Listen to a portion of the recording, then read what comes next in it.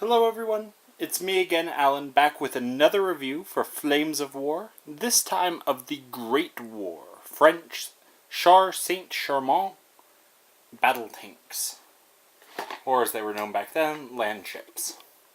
So this contains one group, or platoon, of assault tanks, which were the Char Saint-Chamond, which was a mouthful, I'm sure, and I'm butchering the pronunciation on top of it.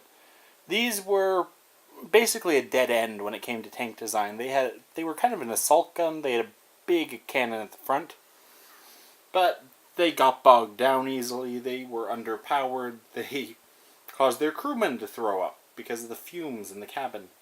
The only areas I knew these were exported to was Poland. I believe they were used in the Polish and Soviet wars, but that and the Western Front in World War I were the only times these tanks were used, as opposed to other French designs like the FT-17, which continues to see use in some militaries to this day.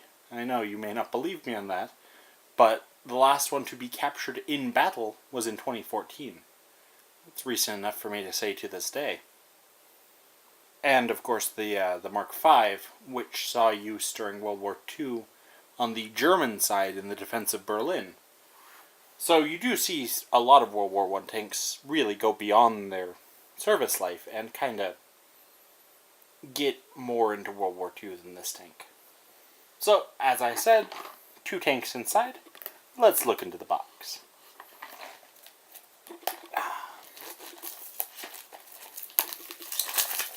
And if you wonder why I haven't been uploading recently, it's because my funds are not unlimited. I cannot be purchasing all sorts of new box sets to be reviewing all the time. I'm terribly sorry for that.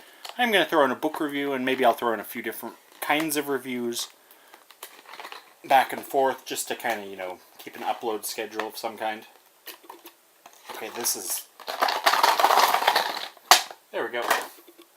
Okay, and we see the traditional package that tends to give me trouble, which is frustrating, as I'm sure it's as frustrating to view as it is for me to do. There we go. And I ran out of my Saint-Chamond facts. It literally means Saint-Chamond.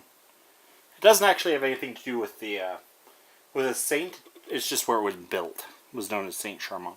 So you see you get two resin hulls here. These are well detailed, in my opinion. Though I've noticed the resin doesn't show up on camera very well. And then you get the tracks also. As is typical of the Great War and Flames of War in general, the tracks do leave a little bit to be desired, and it's pretty flash, this one. So you do have to kind of build around that.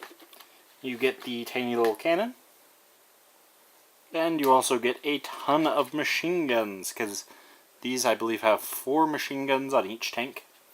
As you should expect of any Great War tank, they were basically giant moving pillboxes, rather than what we would know today as a tank. I almost called it a land ship, which would be proper for the time.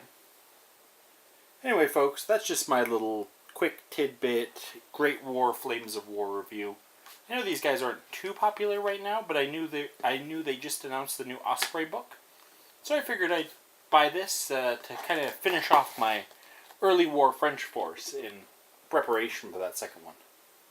For the second edition of Great War, which, if you haven't heard, has been announced to be partnered with Osprey Publishing. So that's really exciting. They're the same people who have brought us Nom, and also who are bringing us the Arab-Israeli wars. So in my opinion, that's pretty exciting. I've heard those books are really good. If you want me to review those books, leave me a comment about it. I might be convinced to pick them up. I don't know. Those two time periods don't interest me that much, so...